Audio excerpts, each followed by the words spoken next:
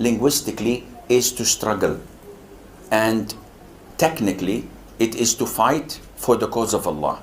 The Prophet said ﷺ to the person who asked him, "O Prophet of Allah, a man fights for the booty, for the money. A man fights for fame. A man fights because his kinship were attacked, so he's fighting with them. Who's among them is in jihad for sabilillah?" He said, "Whoever fights so that Allah's word is the highest." So this is jihad, when you fight for the cause of Allah Azza wa Jal. And the jihad technically is divided into two types. In Arabic they call jihadud dafa', and the second is jihadut talab. Jihadud dafa' is what everyone agrees upon, which is the jihad based on defense. So when someone attacks you, you dafa'. Dafa', you find it in the doors, idfa', meaning push. So someone attacks your country, attacks your family, what do? It's legitimate. Even the kuffar say you can do it. That is to defend yourself. This was found at the time of the Prophet ﷺ, and it's found until today. The other type of jihad is the one that everyone trying to hide, and it's called jihadut talab. And this means that the jihad of pursuing, running after. And this jihad was at the time of the Prophet ﷺ.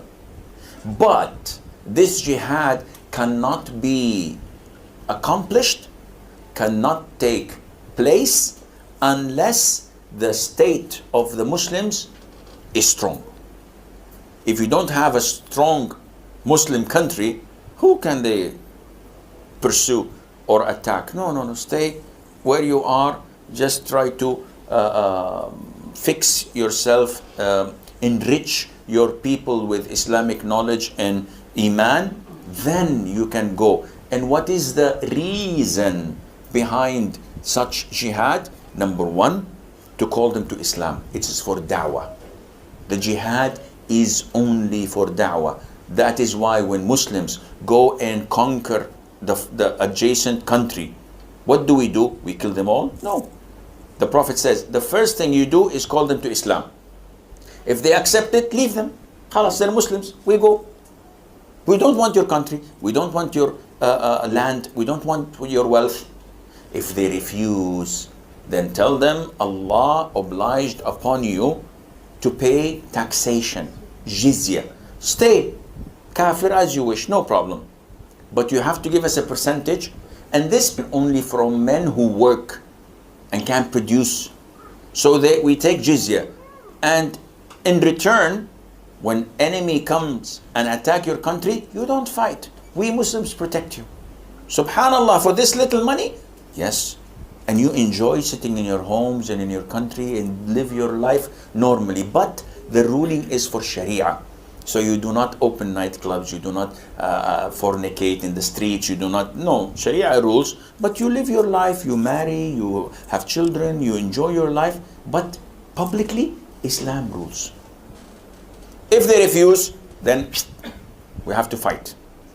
And if we fight you, then we capture you, you become our slaves, and we take your land, and you take where, because you refuse, I give you two good options. This is the strength of Islam. But nowadays, forget this. Maybe in the coming 40, 50 years, when the Muslims become strong as they're supposed to be, and they are focused and Islamically oriented. Now we're not Islamically oriented. We are money oriented.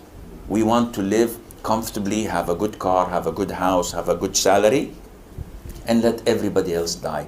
I don't care.